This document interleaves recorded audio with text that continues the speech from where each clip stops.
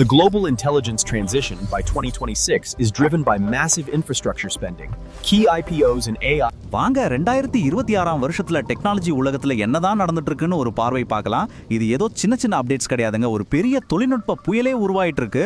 அதோட முழு கதையும் தான் நம்ம இப்ப பார்க்க போறோம். டெக்னாலஜி எப்போதுமே வேகமாக தான் போயிட்டுருக்கு, அது நமக்கே தெரியும். ஆனால் இப்போ என்ன நடக்குதுன்னா, பல பெரிய தொழில்நுட்ப மாற்றங்கள் எல்லாம் ஒன்றா சேர்ந்து ஒரே புள்ளியில் சந்திக்குது. இதனால் நாம் ஒரு மிக முக்கியமான திருப்பு முனையில் நிற்கிறோம். இந்த எல்லா மாற்றங்களுக்கும் மூல காரணம் என்ன? அது வேற எதுவும் இல்லை, ஆர்டிஃபிஷியல் இன்டெலிஜென்ஸ், அதாவது ஏஐயோட திறமையில் ஏற்பட்ட ஒரு அடிப்படை மாற்றம்தான்.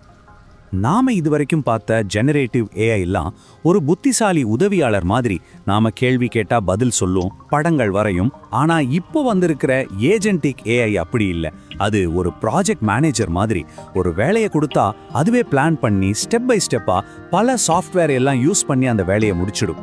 சிம்பிளா சொல்லணும்னா அது யோசிக்கிறதோட நிறுத்திக்காம வேலையையும் செஞ்சு முடிக்குது. இங்கதான் விஷயமே ரொம்ப சுவாரஸ்யமா இருக்கு. இந்த டாப் ஏஐ மாடல்ஸ் எல்லாம் ஒரே மாதிரி இல்லைங்க, ஒவ்வொன்றும் ஒரு ஸ்பெஷலிஸ்ட்.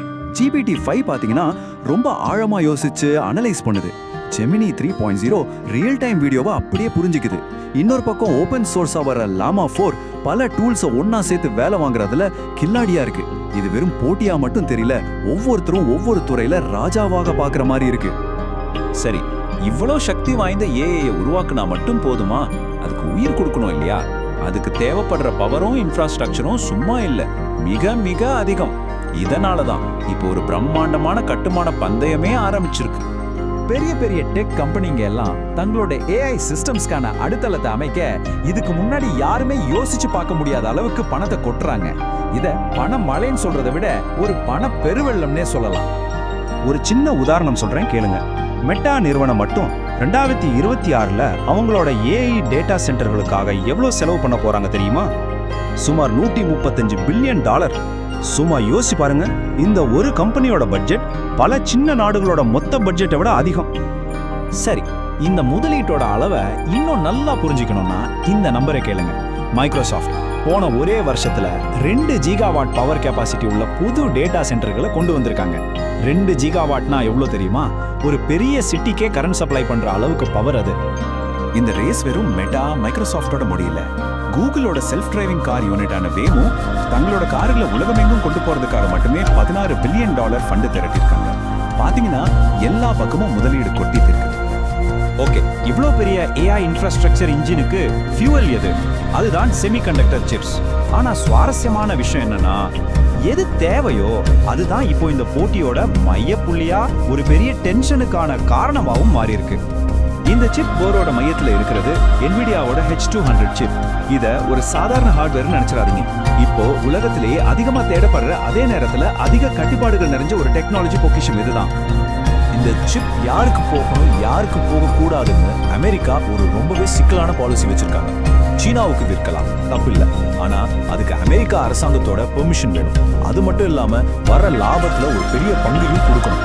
ஒரு பிசினஸ் மாதிரி தெரியல, ஒரு செஸ் கேம் மாதிரி இருக்கு. இவ்வளோ கட்டுப்பாடுகள் இருக்கு. சீனாவும் அவங்க சொந்தமா சிப் தயாரிக்க முயற்சி பண்றாங்க. ஆனாலும் அமெரிக்க சிப்ஸுக்கும் சீன சிப்ஸுக்கும் நடுவில் இருக்கிற பர்ஃபார்மன்ஸ் கேப் குறையவே இல்லை. சொல்ல போனா அந்த கேப் ராக்கெட் வேகத்துல இன்னும் அதிகமாயிட்டு தான் போகுது. சரி, இவ்வளவு பெரிய முதலீட்டு போட்டி, ட்ரில்லியன் கணக்குல செலவு. யோசிச்சு பாருங்க, இதுக்கெல்லாம் பணம் எங்கிருந்து வரும்? பிரைவேட் இன்வெஸ்டர்ஸ் மட்டும் எவ்வளவுதாங்க போடுவாங்க? அவங்களால மட்டும் இதை சமாளிக்க முடியுமா? இங்கதான் முக்கியமான விஷயமே இருக்கு. ஒரு ரிப்போர்ட் சொல்ற மாதிரி பிரைவேட் இன்வெஸ்டர்ஸ் ஒரு அளவுக்கு தான் பணம் கொடுக்க முடியும். அதனால இந்த பெரிய கட்டுமானத்துக்கு தேவையான பணத்தை திரட்ட இத்தனை நாளா பிரைவேட்டா இருந்த பெரிய டெக் கம்பெனிங்க எல்லாம் இப்போ ஸ்டாக் மார்க்கெட்டுக்குள்ள வர ஆரம்பிச்சிட்டாங்க.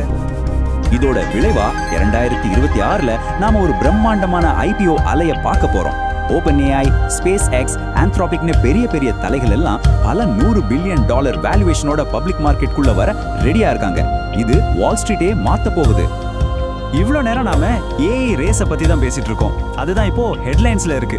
ஆனா அதோட தாக்கம் அங்க மட்டும் நிக்கல. அதை உருவாக்குற அலைகள் மற்ற டெக்னாலஜி துறைகளையும் பயங்கர வேகமா முன்னோக்கி தள்ளுது. ஆராய்ச்சியாளர்கள் இது ஒரு டிரான்சிஸ்டர் தருணம்னு சொல்றாங்க. அதாவது எப்படி டிரான்சிஸ்டர் கண்டுபிடிச்சதுக்கு அப்புறம் கம்ப்யூட்டர் உலகம் மொத்தமா மாறிச்சோ அதே மாதிரி குவாண்டம் கம்ப்யூட்டிங் இப்போ ஒரு முக்கியமான திருப்பு முனையை அடைஞ்சிருக்கு. இதுக்கு ஆதாரம் வேணுமா? ஹார்ட்வேர்ல நடந்திருக்கிற முன்னேற்றத்தை பாருங்க. இப்போ கொஞ்ச நாளைக்கு முன்னாடி IBM நிறுவனம் 1000 குவாண்டம் பெட்ஸ் அதாவது கியூபெட்களை வெற்றிகரமா ஒண்ணா இணைச்சிருக்காங்க. இது குவாண்டம் ஃபீல்ட்ல ஒரு மிகப்பெரிய சாதனை. இது ஒரு பக்கம்னா இன்னொரு பக்கம் பயோடெக்னாலஜில நம்பவே முடியாத விஷயங்கள் நடந்துட்டு இருக்கு. கிறிஸ்பர் டெக்னாலஜி மூலமா சிக்கல் செல் மாதிரி ஜெனடிக் நோய்களை 98% வரைக்கும் குணப்படுத்த முடியுது. நியூராலிங்க் மூலமா மனசால நினைச்சே ரோபோக்களை கண்ட்ரோல் படுத்த முடியுது. பாருங்க, ஒரே நேரத்துல எத்தனை புரட்சிகள். ஓகே, செயல்படுற ஏஐ, அதுக்கு தேவையான எல்லையில்லான இன்ஃப்ராஸ்ட்ரக்சர், குவாண்டம் கம்ப்யூட்டிங் சக்தி, பயோடெக் புரட்சி, இது எல்லாத்தையும் சேர்த்து பாருங்க. நாம நம்ம கையாலேயே தானா இயங்குற நுண்ணறிவால நடத்தப்படுற ஒரு உலகத்தை உருவாக்கிட்டு இருக்கோம். ஆனா கேள்வி என்னன்னா, இந்த சக்தியை கையாளவும் இதோட விளைவுகளை சந்திக்கவும் நாம உண்மையிலே தயாரா இருக்கோமா? இது நாம எல்லாரும் யோசிக்க வேண்டிய ஒரு முக்கியமான கேள்வி.